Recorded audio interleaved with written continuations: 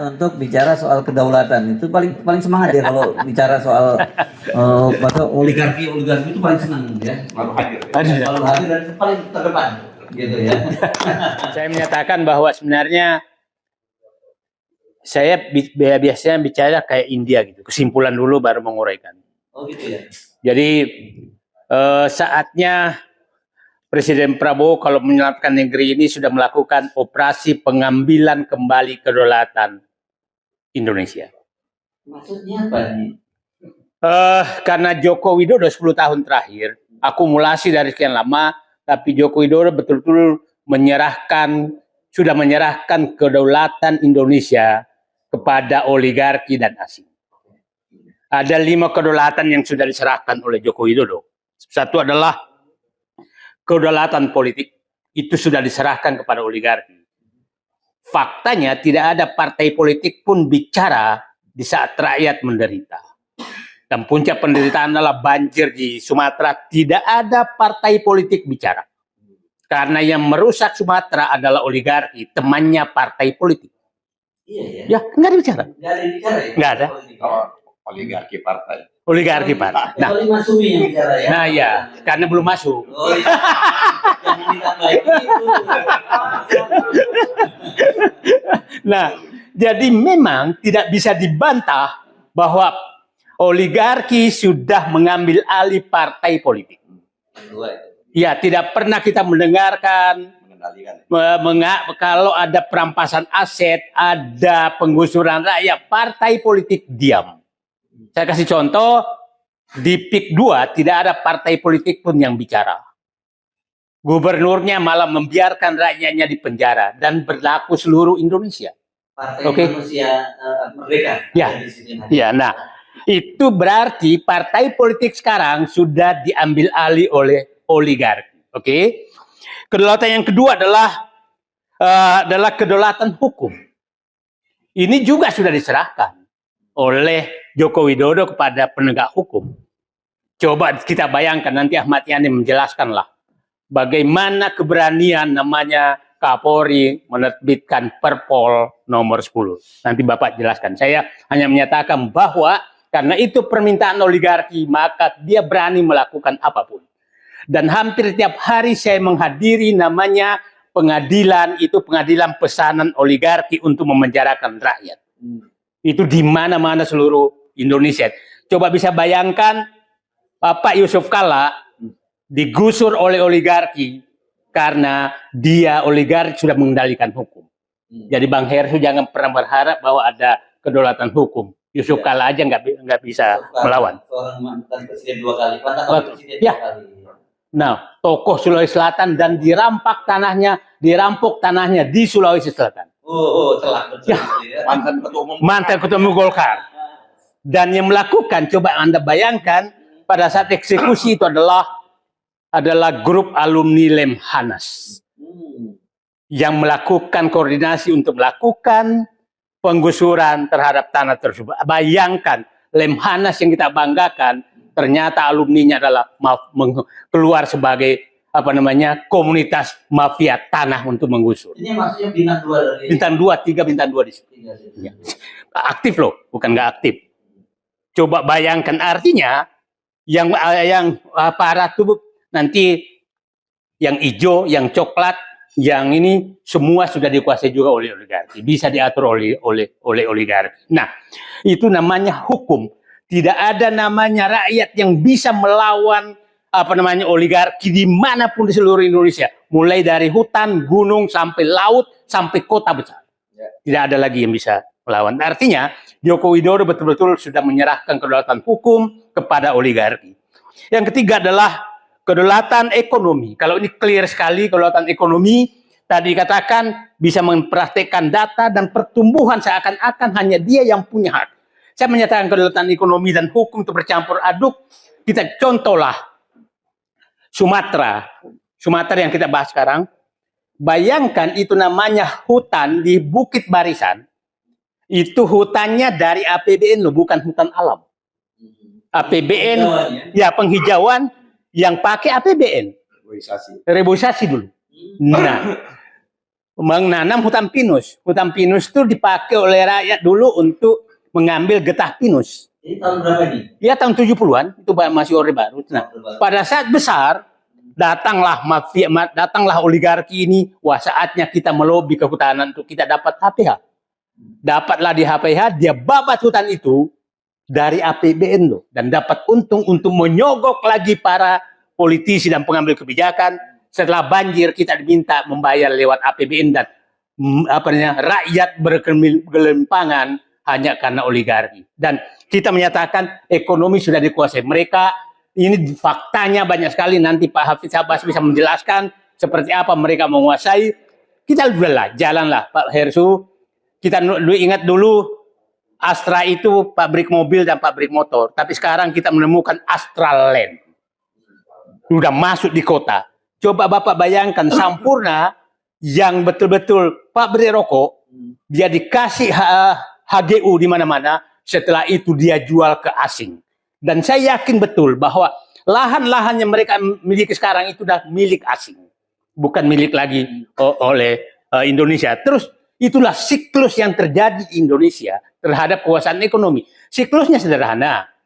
Sogok politisi untuk mendapatkan membuat undang-undang sesuai dengan keinginannya.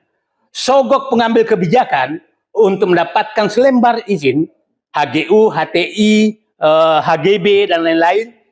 Setelah itu datang ke bank minta kredit. Setelah itu dia ambil keuntungan untuk menyogok lagi dan menggusur rakyat. Itulah berputar siklus ekonomi yang terjadi di Indonesia. Nah, itu kedaulatan ekonomi yang sudah diambil. Nah, sekarang kedaulatan sumber daya alam. Kedaulatan sumber daya alam betul-betul sudah habis. Sudah habis. Nah, karena dan paling terakhir adalah Joko Widodo mengobral betul-betul sumber daya alam kepada asing dan membebaskan semua kewajiban kepada negara. Morally, fakta paling nyata. Itu fakta paling nyata. Bayangkan di wilayah tersebut ada aneka tambang, ada vale yang beroperasi dengan nikel juga.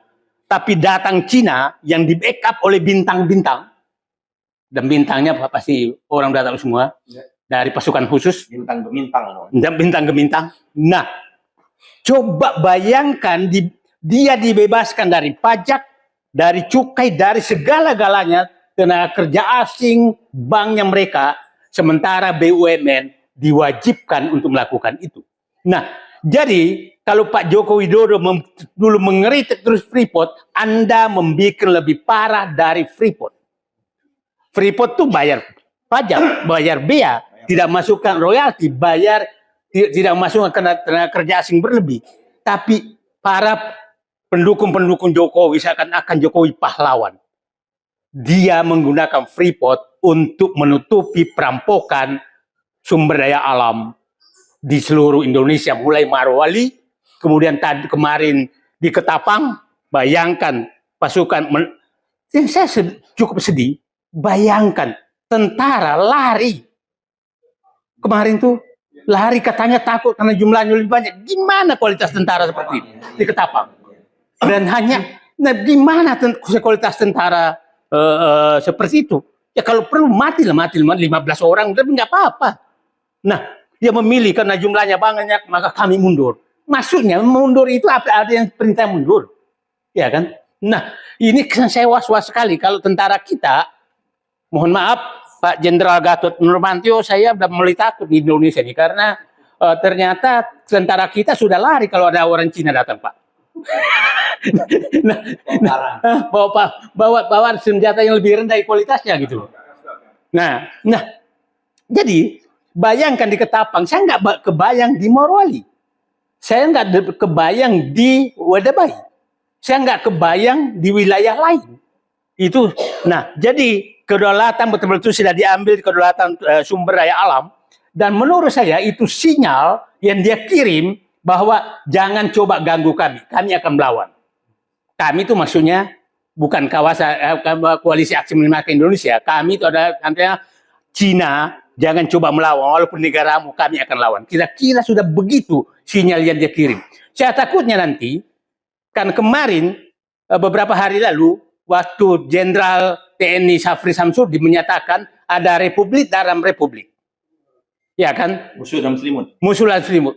Tahu-tahu muncul namanya seniornya Syafri Samsudin, yaitu Luhut Binsar Panjaitan, menyatakan saya sudah cek kepada asistennya Jinping itu adalah presiden Cina, bahwa tidak ada negara dalam negara di Morawali.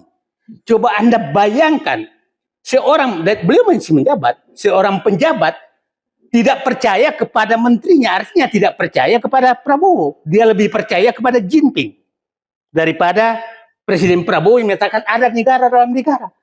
Nah, ini betapa masalah bangsa ini sangat rumit menurut saya. Karena kepercayaan terhadap presiden pun, orang yang masih menjabat di presiden tidak percaya kepada presidennya. Nah, Pak Prabowo harus sadar ini.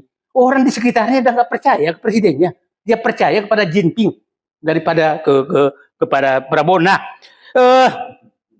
kedaulatan wilayah. Ini banyak sekali wilayah diserahkan oleh Joko Widodo menjadi wilayah-wilayah khusus. Kawasan industri itu adalah wilayah khusus yang nggak bisa disentuh. Nah, Joko Widodo dengan bangga sekali proyek strategis nasional, kawasan ekonomi terbatas, macam-macam yang dibikin, yang sebenarnya itu adalah membebaskan mereka semua dari kewajiban kepada negara. Bahkan, ya coba bayangkanlah, Marwali saya 5 kali ke sana, memang susah sekali masuk. Susah sekali masuk, gubernur, bupati nggak bisa masuk. Dan Anda bayangkan, penyerahan ekonomi dari nikel saja, kan ekspornya tuh 38 miliar dolar per tahun. 38 miliar dolar itu 500 triliun per tahun. Tapi yang tertinggal di Sulawesi Tengah, yang kira-kira mungkin 80% dari sana, kira-kira 400 triliun dari sana, hanya 200 miliar rupiah. 200 miliar rupiah yang tertinggal di provinsi. Provinsi. Cuma berapa persen? Ya. Nah, terus kita menyatakan ini bagus. Nah, itulah saya minta Pak Prabowo lakukan, kembalikan semua kedaulatan ini kembali ke negaramu. Di sinilah diuji nasionalisme, integritas Bapak Presiden Prabowo. Nah, disitulah kita menguji dia. Kalau masih setengah-setengah, ini karena Joko Widodo betul-betul sudah menyerahkan kedaulatan ini ke asing dan oligarki.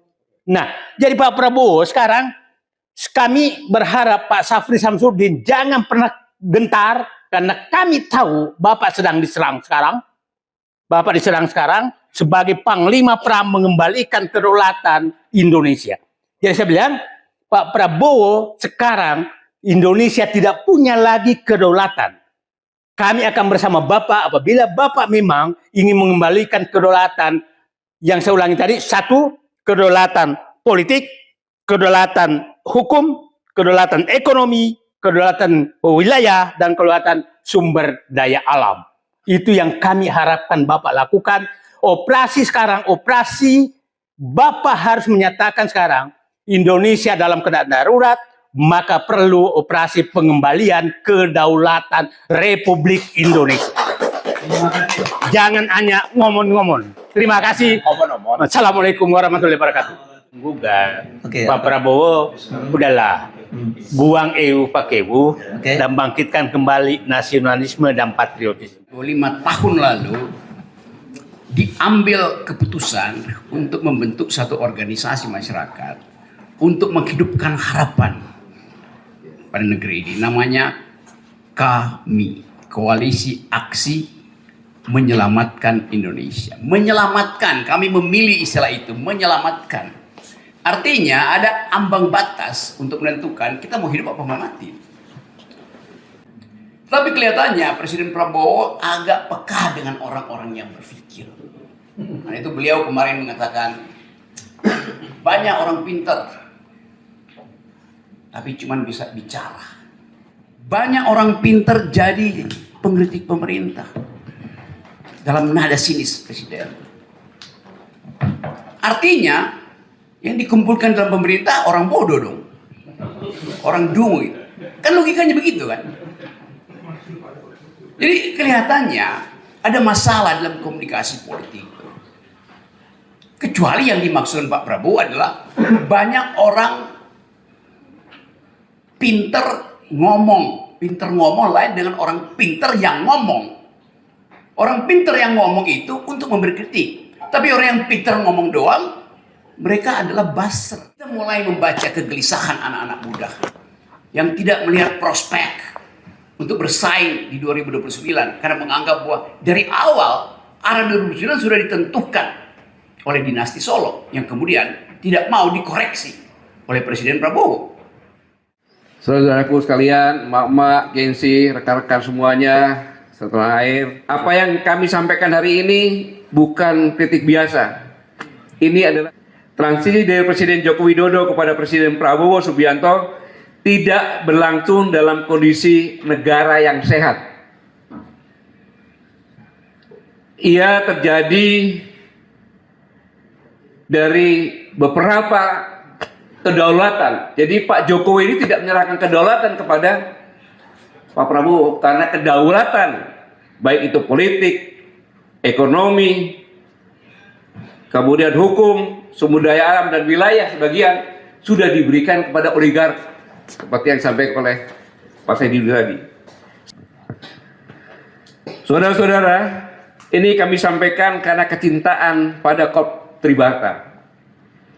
Polri hari ini sedang mengalami krisis kepercayaan nasional. Publik menyaksikan dengan jelas keterlibatan oknum dalam narkoba dan judi online. Praktik penegakan hukum tebang pilih, perkara yang sudah inkrah tidak dijalankan. Sementara kelompok kritis dan oposisi seperti kami justru mudah diproses.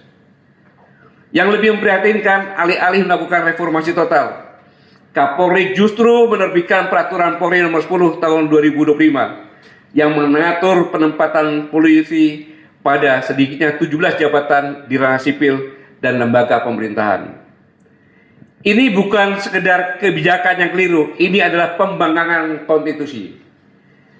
Undang-Undang nomor 2 tahun 2002 tentang Kepolisian Republik Indonesia seperti yang disampaikan. Dalam pasal 28 ayat 3 disebutkan bahwa anggota Polri yang mau masuk ke jabatan sipil itu hanya boleh apabila minta berhenti atau pensiun dari dinas Polri. Ketentuan terbatas ini sudah dikuatkan oleh keputusan Mahkamah Konstitusi nomor 114 tahun 2025. Sudah sah. Kemudian bertentangan dengan Undang-Undang nomor 20 tahun 2023 tentang ASN, Aparatur Sipil Negara, terutama pasal 19 ayat 3, bahwa jabatan-jabatan sipil di tingkat pusat boleh diduduki oleh anggota TNI dan Polri sesuai dengan yang diatur di dalam Undang-Undang TNI dan Undang-Undang Polri. Dan Undang-Undang Polri tidak mengatur itu yang aktif. Pembusukan reformasi dan upaya sistematis membangun superbody yang bisa meruntuhkan fondasi negara hukum Indonesia. Mengapa demikian? Karena langkah ini adalah langkah tindakan pembangkangan terhadap keputusan Mahkamah Konstitusi yang final dan mengikat. Putusan MA bukan saran, bukan paduan. Itu hukum tertinggi setelah Undang-Undang Dasar 1945. Ketika Kapolri berani menginjaknya, itu artinya Kapolri menantang konstitusi secara frontal. Dan lebih berbahaya lagi, tindakan ini dilakukan tanpa konsultasi politik, tanpa mandat presiden, tanpa dialog publik, seolah-olah Polri adalah entitas yang berdiri di atas negara. Ini sangat berbahaya. Inilah sebenarnya definisi negara dalam negara, dan kita sedang melihatnya tumbuh di depan mata. Polri menuju superbody. Kepala negara harus mengerem atau tergerus. Ketika polisi aktif bisa duduk di BSSN, BNPT, Basarnas, Imigrasi, Bea Cukai, Bakamla, BNN, dan seterusnya, maka Polri sedang memetakan pengaruh semua sektor strategis negara. Saya ulangi, Polri sedang memetakan pengaruh ke semua sektor strategis negara. Keamanan, data cyber, logistik, pergerakan manusia, penegakan hukum, intelijen teknis, hingga kebijaksanaan politik. Inilah fase superbody lembaga yang menguasai struktur negara dari hulu sampai dengan hilir. Namun apa arti reformasi ketika Polri masuk ke lembaga sipil tanpa batas? Polri memperluas wilayah kekuasaan tanpa mandat. Polri mengabaikan keputusan Mahkamah Konstitusi. Polri ingin menduduki hampir seluruh ruang negara. Itu bukan sekedar kegagalan reformasi. Itu adalah pengkhianatan terhadap reformasi. Negara hukum tidak boleh dikelola dengan logika kekuasaan bersenjata. Negara yang sehat dijalankan oleh birokrasi profesional, bukan pendekatan keamanan sebagai jalan pintas. Kapolri telah melampaui garis merah. Kapolri telah melampaui batas reformasi 1998. Kapolri bahkan telah melampaui keinginan presiden. Kapolri berjalan sendiri. Kapolri bermain di luar garis komando. Kapolri menciptakan realitas kekuasaan baru tanpa mandat politik. Kapolri bukan saja melakukan sabotase struktural, tetapi telah melakukan pembangkangan dan penyanderaan presiden. Jika bukan presiden tersandera, setidaknya presiden tidak berdaulat penuh dalam mengendalikan institusi kepolisian. Ini faktanya. Ketika presiden akan membentuk tim reformasi polisi, Kapolri membentuk tim reformasi, dan presiden tidak meminta Kapolri membubarkan tim reformasi internal Polri meski presiden telah membentuk timnya sendiri. Pernyataan Kapolri. Jadi saya kira kalau kita tidak mereform diri kita sendiri, tentunya beberapa hebat pun komite ataupun komisi yang dibentuk orang yang ada di dalamnya, kalau kita nggak mau mereform kita sendiri, ya percuma. Ini pembangkangan yang jelas-jelas kepada presiden. Ingat, polisi di bawah presiden. Presiden berkuasa penuh pada Kepolisian Republik Indonesia. Kapolri menerbitkan peraturan Polri nomor 10 tahun 2025 yang mengatur penempatan Polri pada sedikitnya 17 jabatan di ranah sipil dan lembaga pemerintahan yang ketiga ini. Kapolri menjalankan agenda sendiri meski ada keputusan resmi Presiden dan keputusan Mahkamah Konstitusi. Artinya, ini adalah insubordinasi institusional, level yang paling serius, paling tinggi dari kata insubordinasi. Karena bukan sekedar membangun personel, bukan sekedar membangkang personel, tapi membelokkan arah institusi yaitu Polri dari kehendak konstitusi negara. Ini sangat berbahaya. Presiden harus mengambil sikap keras. Satu, batalkan peraturan Kapolri dengan keputusan presiden seperti Bang yang disampaikan tadi. Copot Kapolri dan seluruh pejabat yang merancang aturan ini. Audit seluruh langkah yang memperluas kekuasaan Polri secara ilegal. Bentuk ulang struktur batas kekuasaan Polri dengan reformasi Polri segera. Jika presiden tidak bertindak, maka akan tercipta presiden mematikan. Lembaga penegak hukum bisa melawan hukum. Anak buah bisa melawan komandan dan komando. Institusi bisa melampaui negara. Dan ketika itu terjadi, presiden tidak hanya kehilangan Polri, ia kehilangan negara. Saudara-saudaraku sekalian, pada tanggal 11 Desember yang lalu, Koalisi Aksi Menyelamatkan Indonesia mengadakan diskusi, dihadiri 23 orang kami. Dan dari diskusi ini ada yang menarik tentang reformasi polisi tadi. Terjadi di intelektual pinggiran. Kami kan intelektual pinggiran nih, ya. Bahwa apabila presiden tidak mengambil sikap keras yang saya sampaikan tadi, maka akan terbentuk persepsi publik. Saya ulangi, apabila presiden tidak mengambil sikap keras yang saya sampaikan tadi, maka akan terbentuk persepsi publik sebagai berikut. Satu, secara de jure, Presiden Republik Indonesia adalah Jenderal TNI Purnawirawan Prabowo Subianto. Tetapi secara de facto, Presiden Republik Indonesia adalah Jenderal Polisi Sulistyo Sigit.